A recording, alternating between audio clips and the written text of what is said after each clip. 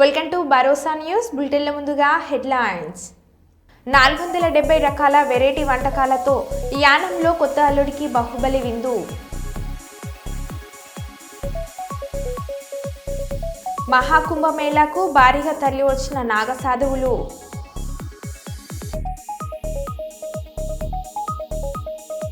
తిరుపతి చంద్రగిరిలో సినిమాకు విచ్చేసిన సినీ హీరో నారా రోహిత్. వరంగల్ జిల్లాలో దొంగల బీభత్సం.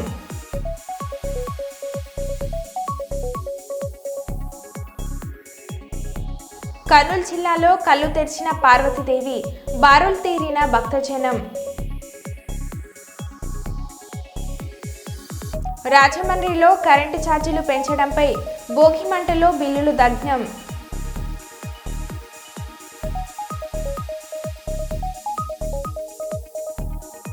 ఇక వివరాల్లోకి వెళ్తే, కర్నూలు శివార్లోని గార్గయ్యపురం గ్రామంలోని సుంకాలమ్మ దేవాలయం దగ్గర సంఘటన జరిగింది. కర్నూలు తాలూకా పరిధిలో ఈరోజు సాయంత్రం 6 గంటలకు గార్గయ్యపురం గ్రామం సమీపంలో గల సుంకాలమ్మ దేవాలయం దగ్గర పురాణ స్థలం బావినందు పార్వతీదేవి అమ్మవారు కళ్ళు తెరిచారని వార్తతో అమ్మవారిని చూడడానికి గ్రామాల నుండి బారులు తీరారు ప్రజలు. తండోపతండాలుగా అమ్మవారిని చూడడానికి జనాలు వస్తున్నారు. కర్నూలు తాలూకా యూపీఎస్ ఎస్ఐసిఏ పీరయ్య వారి సిబ్బంది ఆలయం వద్ద బందోబస్తు నిర్వహిస్తున్నారు. సంక్రాంతి పర్వదినాన ఈ వింత జరగడంతో జనం భక్తి శ్రద్ధలతో తిలకిస్తూ తన్మయత్వం పొందుతున్నారు.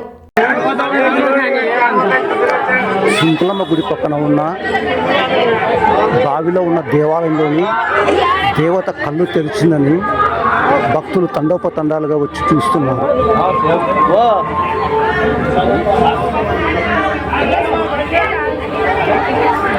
ములుగు జిల్లా ఏటూరు నాగారం ఏజెన్సీలో బీఆర్ఎస్ పార్టీ నాయకులను కార్యకర్తలను జిల్లా బీఆర్ఎస్ పార్టీ అధ్యక్షులు కాకుల మరి లక్ష్మీ నరసింహారావును అక్రమంగా అరెస్ట్ చేసిన పోలీసులు. అధికారంలోకి రావడానికి కాంగ్రెస్ పార్టీ తెలంగాణ ప్రజలకు ఇచ్చిన హామీలను నెరవేర్చాలని ప్రభుత్వంతో పోరాడుతున్న పాడి కౌశిక్ రెడ్డిని అక్రమంగా అరెస్ట్ చేయడంపై తీవ్రంగా ఖండించి తమ నిరసనను తెలపకుండా సంక్రాంతి పండుగని కూడా చూడకుండా ఉదయం 6 గంటలకే తమ ఇళ్లలోకి వచ్చి బీఆర్ఎస్ పార్టీ నాయకులను అరెస్ట్ చేసిన పోలీసుల వైఖరిని ఖండించిన జిల్లా అధ్యక్షుడు లక్ష్మణ్ బాబు, కౌశిక్ రెడ్డి అరెస్టు అమానుషమని నిరసన తెలుపకుండా అరెస్ట్ చేసిన బీఆర్ఎస్ నాయకులను కార్యకర్తలను పోలీస్ స్టేషన్ కు తీసుకువెళ్లారు. ప్రజాస్వామ్యంలో పద్ధతిలో తాను తన గలం విప్పినందుకు తన మీద కక్ష సాధింపు చర్యగా ఇదొకటే కార్యక్రమం కాదు, అన్ని కార్యక్రమంలో ఆయన చురుగ్గా పాల్గొంటున్నాడని ఒక అక్కస్తోటి ఆయనని అరెస్ట్ చేయడం జరిగింది. ఈ అరెస్ట్కి మొత్తము బీఆర్ఎస్ పార్టీ క్యాడర్తో పాటు తెలంగాణ వ్యాప్తంగా ప్రజలు చాలా నిరసన వ్యక్తం చేస్తున్నారు.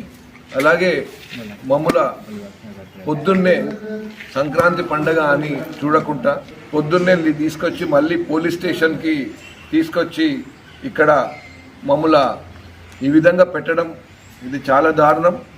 దీన్ని మేము తీవ్రంగా ఖండిస్తున్నాం. ఇలాగే కేసీఆర్ గారు ఏ విధంగానైతే తన పథకాలని వీటన్నిటినీ ప్రజలు ఈరోజు దాన్ని ఆమోదం ముద్ర వేసి మళ్ళీ తనే కావాలని కోరుకుంటున్నందుకు రేవంత్ రెడ్డి గారు నిరాశతోటి ఈ కార్యక్రమాలు చేసి రాష్ట్ర వ్యాప్తంగా బీఆర్ఎస్ క్యాడర్ని హింస పెడుతున్నారు. దీన్ని మేము తీవ్రంగా ఖండిస్తున్నాం. జై తెలంగాణ, జై తెలంగాణ, కేసీఆర్ గారి నాయకత్వం, కేసీఆర్ గారి నాయకత్వం. సాంకేతిక రంగాన్ని వినియోగించుకుంటూ మరింత ముందుకు పోదాం. ప్రతి సామాన్యుడు చెంతకు సెల్ ఫోన్ ద్వారానే అన్ని ప్రభుత్వ పథకాలు మరియు ప్రభుత్వ అనుమతి పత్రాలు సెల్ ఫోన్ ద్వారానే అన్ని ప్రభుత్వ రంగ సేవలు అందుతాయి. దీనికి తోడు ఈ మధ్య కొత్తగా వస్తున్న ఆర్టిఫిషియల్ ఇంటెలిజెన్స్ను వాడుకొని ప్రభుత్వం ద్వారా అందించే అన్ని రకాల సేవలు కూడా గణనీయంగా సెల్ ఫోన్లో వాట్సాప్ ద్వారా అందుతాయి అని చెప్తున్న చంద్రబాబు. సెల్ ఫోన్లోనే మీ ఆయుధం అంటున్న బాబు, వాట్సాప్ గవర్నర్ ద్వారా మీ సెల్ ఫోన్లకే మీకు అవసరమైన సర్టిఫికెట్లన్నీ వాట్సాప్లోనే అందే ఏర్పాటు చేస్తున్నాం. 150 వరకు సేవలు దీని ద్వారా పొందవచ్చు అని సీఎం చంద్రబాబు అన్నారు. యాక్సెస్ చేస్తాం. మీరు ఏ ఆఫీసుకు పోయే పని లేదు. టు స్టార్ట్ విత్ 150 సర్వీసులు ఇస్తాం. ఆ తర్వాత సర్వీసులు పెంచుకుంటా పోతాం. ఫైనల్ గా ఎక్కడ ఆఫీసుకు పోయే పని లేకుండా మీరు చేస్తా ఉంటే టెక్నాలజీలో నేను దాన్ని కరెక్ట్ చేసుకొని ఆర్టిఫిషియల్ ఇంటెలిజెన్స్ ఒకవేళ రేపు రాబోయే రోజు అది కూడా చేస్తున్నా, వర్కౌట్ చేస్తున్నా, కొంచెం టైం పడుతుంది.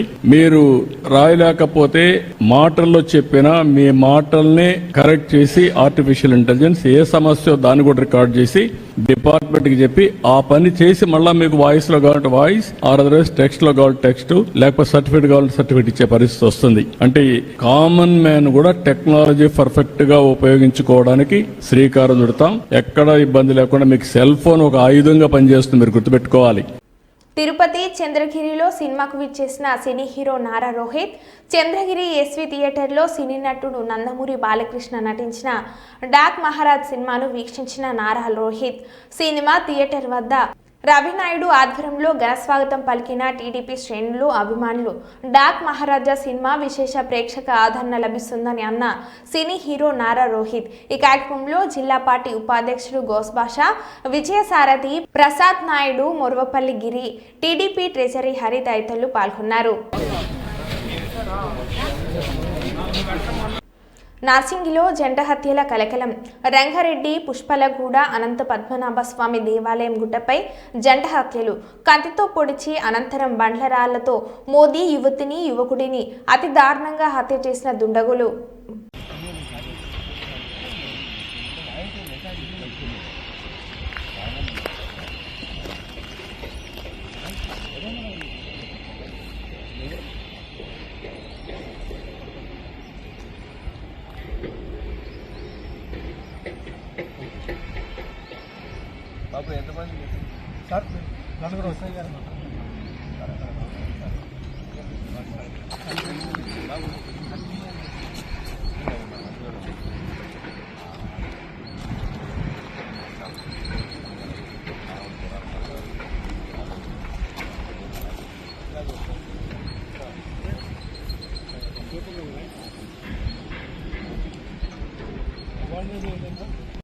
నార్సింగి పోలీస్ స్టేషన్ లిమిట్స్ లో పుప్పాలగూడ గ్రామ పంచాయతీ లిమిట్స్ లో ఇది ఒక వాడి వదిలేసి వెళ్లిన స్టోన్ క్రషర్స్. ఈ ఏరియాలో పైగిన గుట్ట మీదకి పిల్లలు కొంతమంది సన్ రైజ్ చూద్దామని వచ్చి కింద బాడీ ఉన్నప్పుడు చూసి పోలీస్ స్టేషన్ ఫోన్ చేయడం, మన పోలీస్ ఇక్కడ రావడం జరిగింది.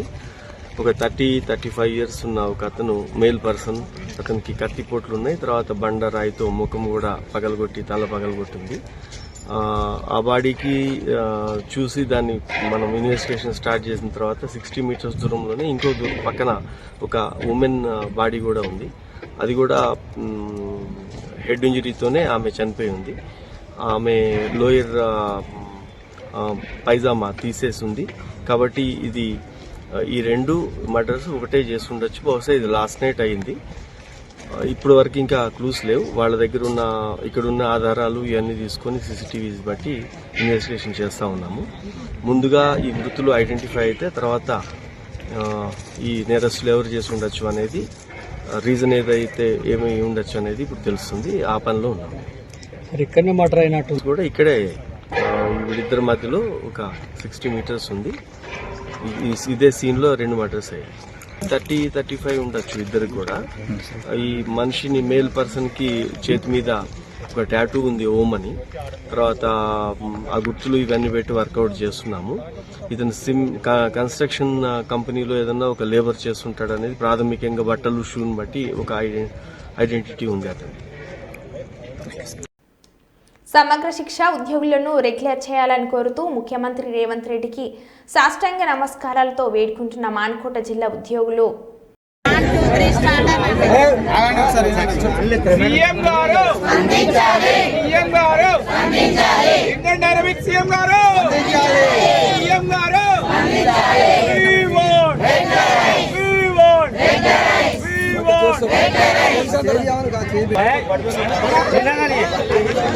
అనిల్ స్పందించాలి.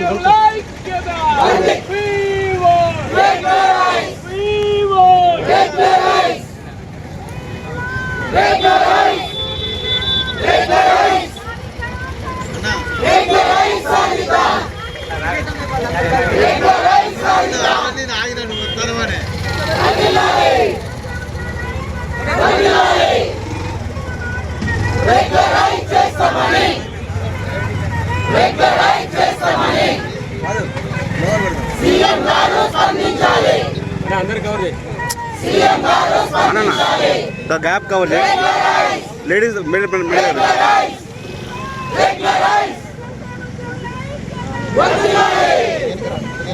కొంచెం జరగదు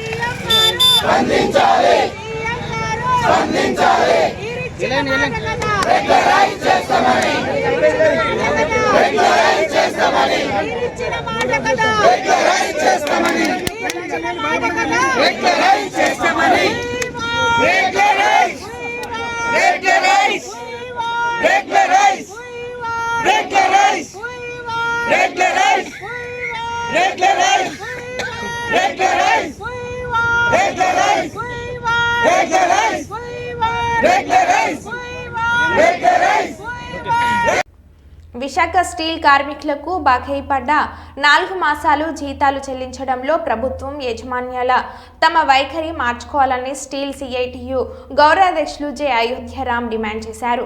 నేడు స్టీల్ సిఐటియు ఆధ్వర్యంలో కూర్మన్నపాలెం వద్ద తక్షణమే బకాయిలు చెల్లించాలి ప్రధాన డిమాండ్తో అర్ధనగ్న ప్రదర్శన నిర్వహించారు. ధర్నాలో ప్రభుత్వ యాజమాన్య వైఖరికి నిరసనగా పెద్ద ఎత్తున నినాదించారు. ధర్నాను ఉద్దేశించి జె అయోధ్యరాం మాట్లాడుతూ తెలుగువారి పెద్ద పండుగ రోజు కూడా కార్మికులకు న్యాయంగా చెల్లించాల్సిన జీతాలు చెల్లించకుండా యాజమాన్యం నిరంకుశంగా వ్యవహరిస్తుందని ఆయన తీవ్రంగా విమర్శించారు. గడిచిన మాసంలో 2000 కోట్లు వ్యాపారం జరిగితే 380 కోట్ల రూపాయలు జీఎస్టీ రూపంలో ప్రభుత్వాలకు చెల్లించామని ఆయన ఈ సందర్భంగా గుర్తు చేశారు. వీఆర్ఎస్ పేరుతో కార్మికులను తొలగించడానికి నేడు కార్మికులకు జీతాలు చెల్లించకుండా వారి జీవన ప్రమాణాలను అత్యంత దయనీయ స్థితికి తీసుకువచ్చి తామంతటా తామే వదిలిపోయే విధంగా యాజమాన్యం కుట్ర చేస్తుందని ఆయన విమర్శించారు. అమ్మకాలు జరిగితే జనవరిలో డిసెంబర్లో 2000 కోట్లు జరిగినాయని చెప్పేసి స్టీల్ సెక్రటరీగా చెప్తా ఉన్నారు. మరి 2000 కోట్ల రూపాయల అమ్మకాలు జరిగినప్పుడు జీతాలు ఎందుకు ఇవ్వడం లేదని చెప్పేసి మేము అడుగుతా ఉన్నాం. ఈరోజు విశాఖపట్నం స్టీల్ ప్లాంట్ నష్టాలు ఉందంటున్నారు, కానీ కార్మికులు అడుగుతా ఉన్నారు, అయ్యా రాష్ట్ర ప్రభుత్వం సుమారు 5 నుంచి 6 లక్షల కోట్ల రూపాయల నష్టాల్లో ఉంది. మరి ఎమ్మెల్యేలు ఎంపీలు అందరూ ఎందుకు జీతాలు తీసుకొని కులుకుతూ ఉన్నారు? మరి వాళ్ళు జీతాలు తీసుకొని మానేమనండి. మనకు జీతాలు ఇవ్వడం మానేసినప్పుడు నష్టాల్లోనని చెప్పి రాష్ట్ర ప్రభుత్వం నష్టాల్లో ఉన్నప్పుడు వీళ్ళకి జీతాలు ఎందుకు ఇవ్వాలి? ప్రజా పన్నుల ద్వారా వసూలు చేసినటువంటి డబ్బులు వాళ్ళకి ఎందుకు ఇవ్వాలని చెప్పి అడుగుతా ఉన్నారు. దీనికి రాష్ట్ర ప్రభుత్వం ఏ సమాధానం చెప్తుందని చెప్పి మేము అడుగుతా ఉన్నాం. కాబట్టి కార్మికుల్ని అర్థాకలతో ఇవ్వకుండా, కుటుంబ సభ్యుల్ని అర్థాకలతో ఉంచకుండా తక్షణమే జీతాలు చెల్లించాల్సిన బాధ్యత ప్రభుత్వానికి ఉంది. కేంద్ర ప్రభుత్వం మీద ఒత్తిడి తీసుకొచ్చి చెల్లించాల్సిన బాధ్యత ఈ ముఖ్యమంత్రి, ఉప ముఖ్యమంత్రి, శాసనసభ్యుల మీద ఉంది. కాబట్టి తక్షణమే ఉద్యోగులందరికీ జీతాలు ఇచ్చే విధంగా కృషి చేయాలని చెప్పేసి కోరుతా ఉన్నాం. విశాఖ ఉక్కు తెలుగువారి అకౌంట్ ఉద్యమం ప్రారంభించి 4 సంవత్సరాలు పూర్తవుతా ఉంది.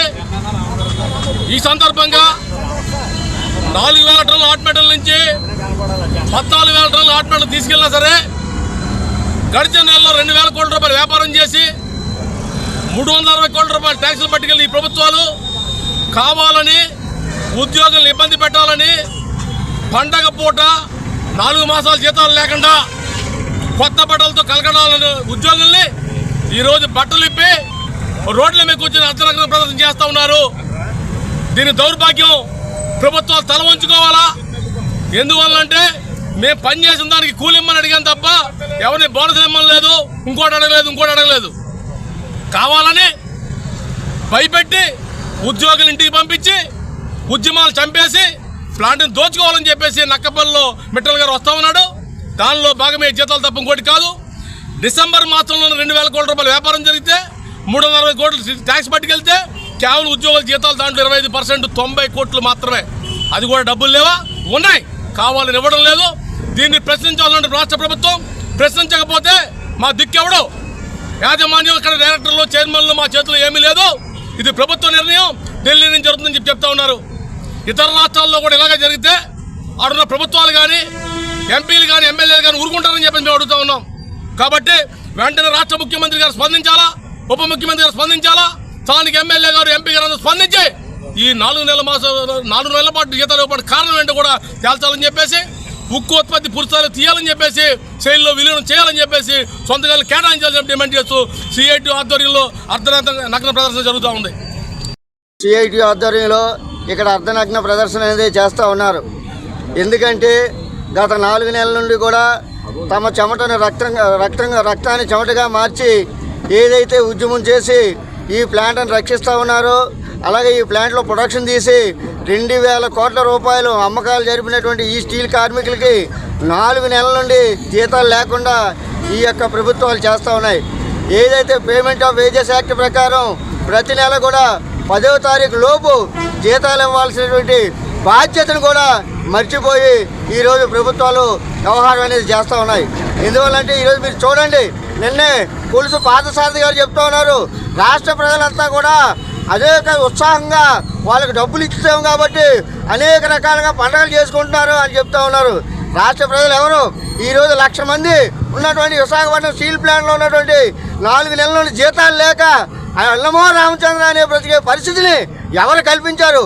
ఈ కూటమి ప్రభుత్వం, అలాగే కేంద్రంలో ఉన్న తమ కుమార్తె పెళ్లికి ప్రతి ఒక్కరూ తప్పకుండా హాజరు కావాలని కోరుతూ కుప్పం పట్టణంలోని తిరుపతి గంగమ్మ దేవస్థాన కమిటీ మాజీ అధ్యక్షులు బిఎంకే రవిచంద్రబాబు దంపతులు కోరారు. సంక్రాంతి పండుగలో భాగంగా కనుమ రోజు ఏపీఎస్ఆర్టీసీ ఉపాధ్యక్షులు పిఎస్ మునిరత్నం సమక్షంలో ముందుగా పట్టణ పరిధిలోని బైరుగానిపల్లి ఊరి గంగమ్మ దేవస్థానంలో అమ్మవారికి ప్రత్యేక పూజలను నిర్వహించారు. తొలి ఆహ్వాన పత్రికను అమ్మ పాదాల వద్ద ఉంచి నూతన వధూవరులను ఆశీర్వదించాలని ప్రార్థించారు. బైరుగానిపల్లి ప్రాంతంలో ప్రతి ఇంటికి వెళ్లి ఆడపడుచులకు పసుపు, కుంకుమ, కాంచీపురం నుంచి ప్రత్యేకంగా తెప్పించిన పట్టు చీరలతో కూడిన సారే అందిస్తూ ఆహ్వాన పత్రికలను అందజేశారు. ఈ సందర్భంగా మాట్లాడుతూ ఈ నెల 20వ తేదీన తమ కుమార్తె బిఆర్ నైసీ వివాహం తిరుమలలో జరుగుతున్నట్లు తెలిపారు. అనంతరం ఫిబ్రవరి 4వ తేదీ కుప్పం పట్టణంలోని బీసీఎస్ కళ్యాణ మండపం నందు రిసెప్షన్ ఏర్పాటు చేశామని అన్నారు. ఈ వివాహ కార్యక్రమాలకు ప్రతి ఒక్కరూ హాజరై నూతన వధూవరులను ఆశీర్వదించాలని కోరారు. ఈ కార్యక్రమంలో కుప్పం నియోజకవర్గం టీడీపీ విస్తరణ విభాగ కమిటీ సభ్యులు కన్నన్ పాల్గొన్నారు.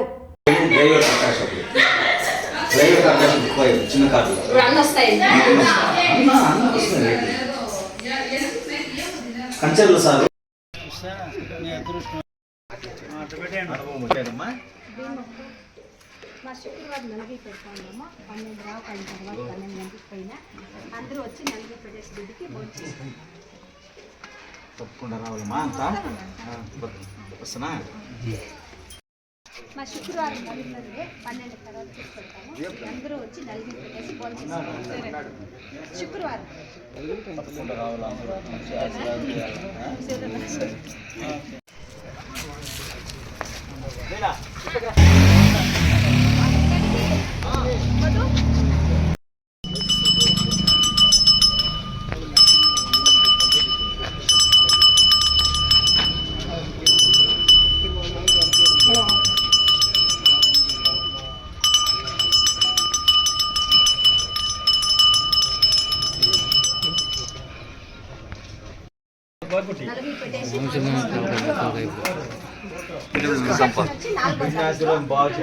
ప్రొఫెషనల్ ఉంటారు కదా.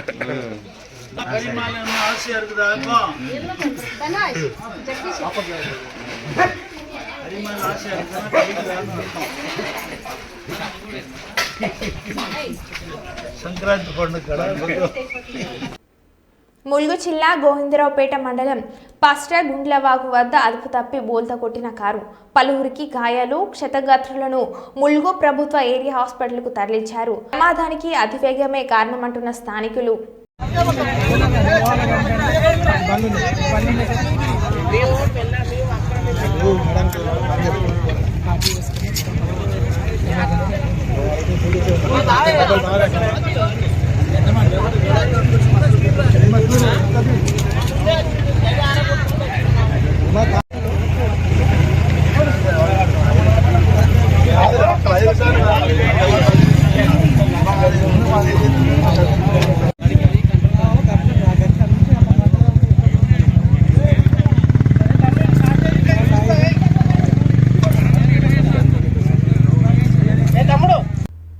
కుప్పం పట్టణం కొత్తపేట కురుబాయపురంలో మాజీ వార్డు సభ్యులు, దళిత నాయకులు కుప్పస్వామి బిఆర్ దొరస్వామి నాయుడు చిత్రపటానికి పాలాభిషేకం నిర్వహించి పూలమాల వేసి పూజా కార్యక్రమాలతో నివాళులను అర్పించారు.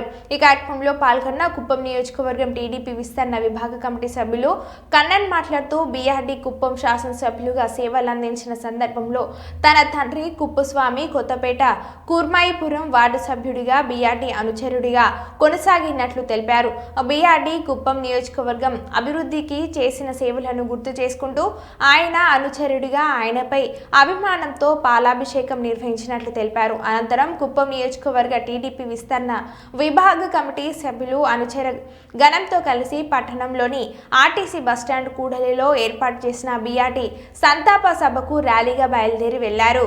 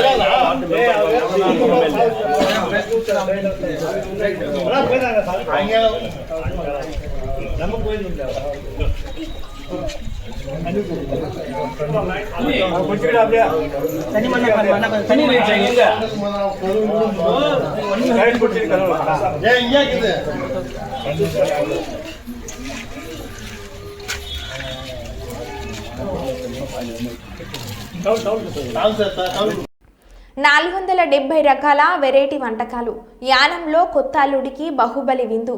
గోదావరిలో మాటలకే కాదు ఆతిథ్యానికి ప్రత్యేకత ఉంటుంది. పండగ వచ్చిందంటే గోదావరి జిల్లాల ప్రజలు ఇంటికొచ్చే బంధువుల పట్ల కనబరిచే ఆప్యాయతకు అంతే ఉండదు. మర్యాదలతో చుట్టాల్ని కట్టిపడేయడంలో గోదావరి జిల్లాకు మించిన వారే లేరంటే అతిశయోక్తి లేదు. ఇక ఇంటికొచ్చిన కొత్త అల్లుడికి చేసే మర్యాదలు మరో స్థాయిలో ఉంటాయి. కేంద్రపాలిత ప్రాంతం యానం వర్తక సంఘం గౌరవాధ్యక్షులు మాజేటి సత్యభాస్కర్ వెంకటేశ్వరి దంపతుల ఏకైక కుమార్తె హరిణ్యకు గతేడాది విజయవాడకు చెందిన పారిశ్రామికవేత్త సాకేత్తో వివాహం జరిపించారు. కొత్త అల్లుడిని మొదటి సంక్రాంతి పండుగకు ఆహ్వానించి ప్రత్యేక విందును ఏర్పాటు చేసి ఆశ్చర్యపరిచారు. శాకాహారం, పిండి వంటలు, స్వీట్లు, పండ్లు, డ్రై ఫ్రూట్స్, శీతల పానీయాలు ఇలా సుమారు 470 రకాలు చిన్న చిన్న కప్పులలో ఉంచి వాటిని అందంగా అలంకరించి అల్లుడు కుమార్తె ఇద్దరిని విందుకు ఆహ్వానించారు. ఈ మెగా విందులో వంటకాలు చూసి అల్లుడు సాకేత్ ఉబ్బితబ్బిపోయాడు. అత్తవారింట్లో ఏర్పాటు చేసిన అపురూప విందును ఊహించలేదని, శాకాహారంలో ఇన్ని రకాలు ఉంటాయని అన్నాడు.